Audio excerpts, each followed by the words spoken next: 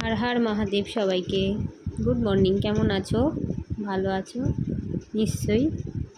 আমরাও আছি মোটামুটি সবাই। সকালে উঠে না হ্যাংওভারটা কাটে না ঘুমের, তাই জন্য একটু বারান্দায় এসেছিলাম ফ্রেশ হওয়ার পরে। বারান্দায় আসলে একটু ভালো লাগে, বাইরেটা দেখলে একটু ভালো লাগে।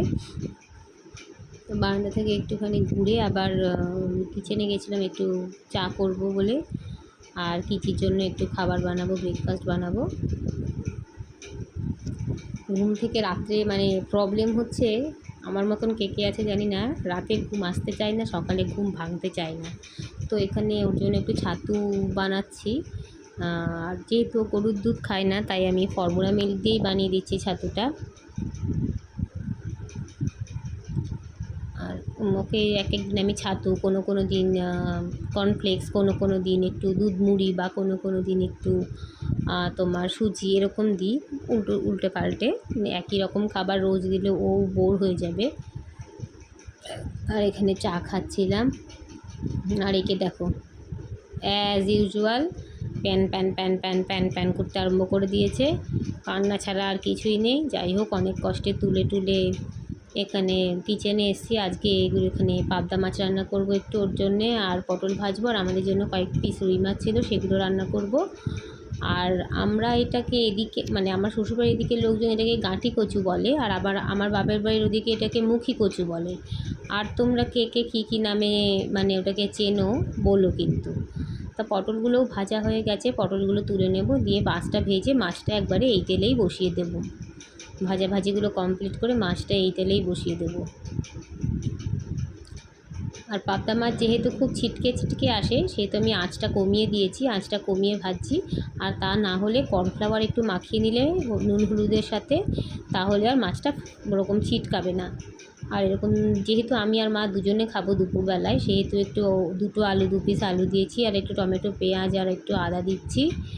আর দিয়ে দেবো একটু জিরে গুঁড়ো, ধনে গুঁড়ো আর হলুদ গুঁড়ো দিয়ে একটু হালকা পাতলা মোটামুটি একটা ঝোল করব। মশলাপাতি দিয়ে একটু কষিয়ে নেব।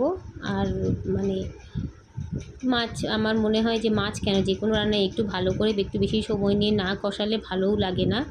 তো এখানে কষিয়ে নেওয়ার পরে ওর জন্য মাছটা বসাবো এইটার পরে। আর এখানে একটু জল দিয়ে দিয়েছি, কষিয়ে নিয়েছি হালকা করে, একটু জল দিয়ে দিয়েছি। আর একে দেখো এখানে বসেছে গ্লুকন-ডি নিয়ে, গ্লুকন-ডি খাবে।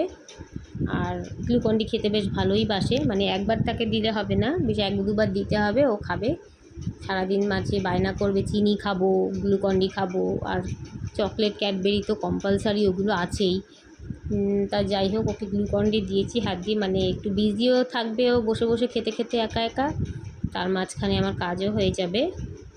তো ওর খেতে মানে ঝোলটা ফুটতে আমি ওকে দিয়ে এসেছিলাম। আর এখানে ঝোলটা হয়ে গেছে, এখন ঝোলটা নামিয়ে নেব, কমপ্লিট হয়ে গেছে। পাবদা মাছটা আমি কমপ্লিট করলাম। এরপরে বাকি রান্নাগুলো করব, আমাদের ঝোলটাও করব।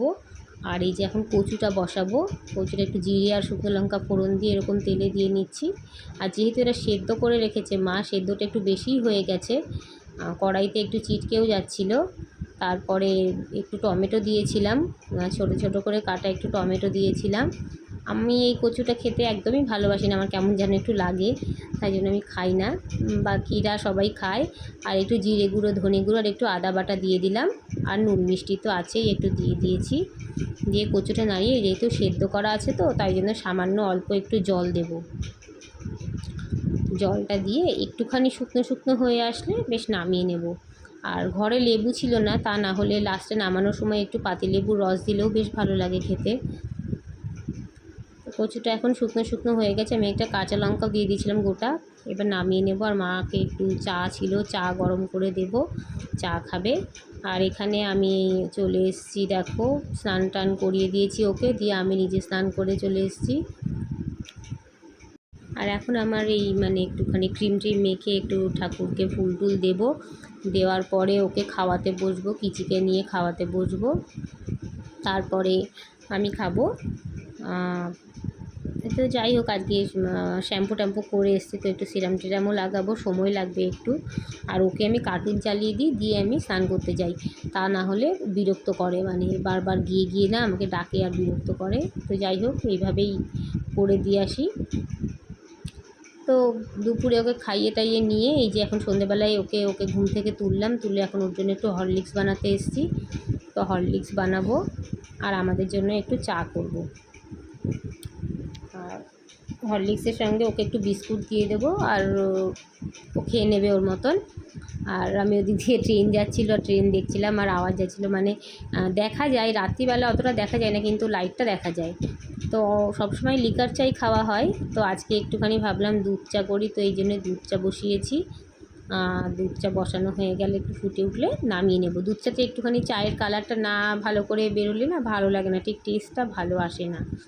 তো এখানে আমরা চা খাবো, এখন চা এনজয় করব। তো করে এখন একটু কাজকর্ম আছে, মানে কয়েকটা জামা কাপড় কেচেছিলাম, রোজই জামা কাপড় থাকে, কাচতে হয়। তো সেগুলোকে নিয়ে এখন ভাঁজ করতে বসবো। তো এইটুকুই ছিল আজকের ব্লগটা। যদি ব্লগটা ভালো লেগে থাকে তোমরা মানে ফলো করো, শেয়ার করো, একটু কমেন্ট করো, লাইক করো। আর সবাই ভালো থেকো। টাটা সবাইকে।